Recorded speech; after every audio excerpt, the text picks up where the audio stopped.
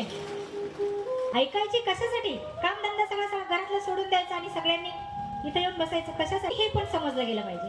कशासाठी ऐकायचं? कारण जगावं कसं ही गीता सांगते. जन्माला आल्यापासून शेवटच्या क्षणापर्यंत किंवा मरेपर्यंत जगावं कसं हे सांगते कोण? गीता.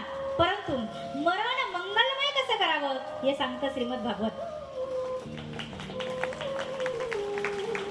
भागवत कशासाठी ऐकायचंय?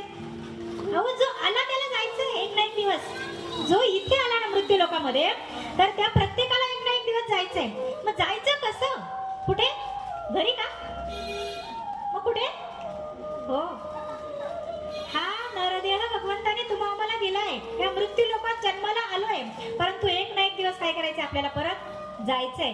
मग इथं आलोय ना तर जायचं कसं? शेवट कसा गोड करून घ्यायचा?